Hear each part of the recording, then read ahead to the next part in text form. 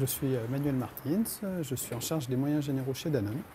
Ici, vous êtes justement au siège de Danone. Vous avez ici des collaborateurs qui travaillent tous en open space.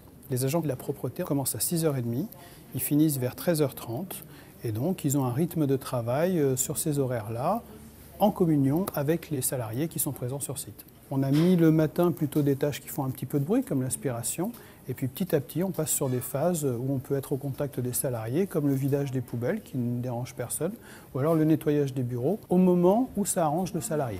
Merci, bonne journée. Soit il est parti prendre un café et puis l'agent connaît un petit peu le rythme du service, soit le salarié est à son bureau, puis au téléphone et on peut nettoyer son bureau. C'est complètement à la carte, c'est-à-dire que en fait, le contact avec le salarié fait qu'on obtient le rythme qui convient le mieux aux deux, à la fois à l'agent et au salarié. On s'y habitue très vite et j'aurais même tendance à vous dire que ça me paraît infiniment plus normal.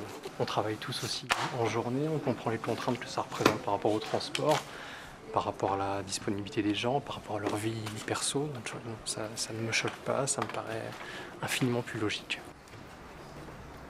On est beaucoup pris par notre travail et il y a des fois on les entend même pas, quoi. Elles sont tellement discrètes. On nous avait demandé si ça allait nous contrarier ou pas et les gens avaient dit que c'était normal qu'elles viennent pendant les heures de travail et non avant ou après, enfin à des heures un peu indues pour les gens pour travailler, quoi. Donc on s'était dit que c'était bien qu'elles viennent pendant qu'on travaille, ça ne nous dérangeait pas, donc voilà. Il y avait pour moi toute une organisation à remettre en place avec à la fois un rythme social à trouver, peut-être casser le multi-employeur qu'on pouvait connaître jusqu'alors, avoir des rémunérations qui soient liées à du temps complet.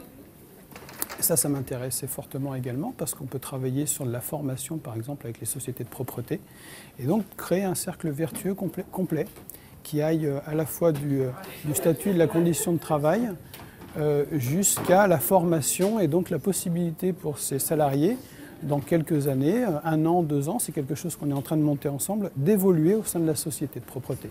L'avantage maintenant, c'est que j'ai un absentéisme qui est proche de 0, alors qu'avant, les sociétés essayaient de bricoler pour remplacer les unes ou les autres. Le premier enjeu était un enjeu social qui était comment je mets du lien entre la société de propreté et les agents en particulier et les salariés Danone. Le deuxième, il était également économique. C'est-à-dire qu'on a revu intégralement le cahier des charges qu'il y avait sur ce site-là. Il n'y a pas forcément un lien entre on fait du social et donc ça va nous coûter plus cher. Ce n'est pas du tout ce qui a été fait ici. Donc les seules limites que je vois au développement de ce projet sont liées à des activités très précises. Par exemple, nous avons un club de gymnastique sur un de nos sites. Effectivement, là, il faut passer avant les cours et donc il faut qu'à un moment, il y ait quelqu'un qui soit à temps partiel sur des tâches bien spécifiques. Les autres limites que je peux voir, c'est le fait que les agents n'aient pas envie de passer à temps complet, et ça arrive. Mais à partir du moment où tout le monde a compris le sens qu'on donnait à ce projet et que l'ambition est partagée, ça ne peut que fonctionner, je pense.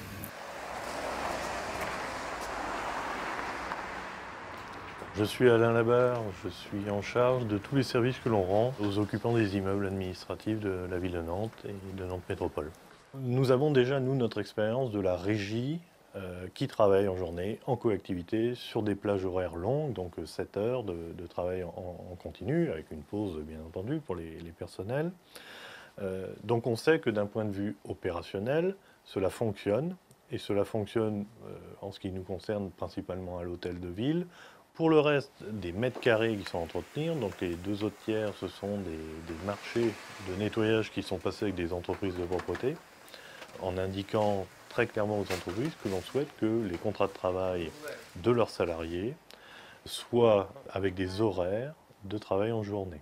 Je trouve que c'est pas vraiment l'idéal d'associer le travail au bureau et d'avoir un personnel de ménage à côté. Je vois bien qu'ils sont même un petit peu gênés de passer derrière le bureau pendant qu'on travaille et voilà, on est peut-être obligé aussi de s'absenter 2 minutes pour qu'ils puissent passer le chiffon et c'est pas toujours facile, quoi. C'est la voie dans laquelle on s'engage.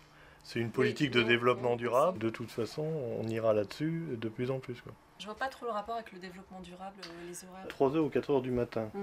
Si vous avez des enfants, vous en faites quoi, les enfants? Les transports en commun, vous n'en avez pas, ça, donc vous prenez forcément votre véhicule pour venir sur le lieu du travail. La vie sociale est quand même beaucoup plus facile quand on travaille en même temps que les autres, quand on se repose en même temps que les autres, pour avoir des activités ludiques, culturelles, sportives ou autres.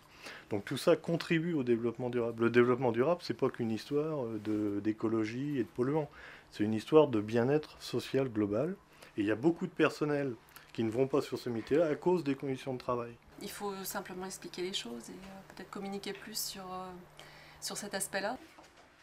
L'accueil du public dans un bâtiment va faire qu'on va devoir traiter certaines zones avant l'ouverture du bâtiment. C'est l'option qu'on a choisie, c'est d'éviter la coactivité avec le public, notamment sur des espaces de hall comme ici, les espaces d'attente du public. On pense qu'il vaut mieux quand même avant l'ouverture des services que le nettoyage soit fait dans les zones auxquelles ils vont accéder. Si on prend l'exemple de Magellan, le contrat qui est passé avec le prestataire prévoit la présence de 2 agents qui ont des contrats à temps plein, c'est-à-dire 7h30 de présence sur le site. Désormais, on a vraiment une vision quotidienne de l'intervention de l'entreprise. Après 6 mois de travail en coactivité dans l'immeuble Magellan, on a globalement une très bonne qualité de service en ce qui concerne les prestations de nettoyage qui sont réalisées. Et on considère que les occupants sont également globalement assez satisfaits. Chacun s'est adapté et chacun comprend bien l'intérêt et les avantages que l'on peut avoir à travailler en journée pour faire le nettoyage. Les prochains marchés qui feront l'objet d'un appel d'offres comprendront eux aussi les mêmes clauses de travail en journée, en coactivité, avec une plage horaire continue la plus grande possible pour les contrats des entreprises de nettoyage.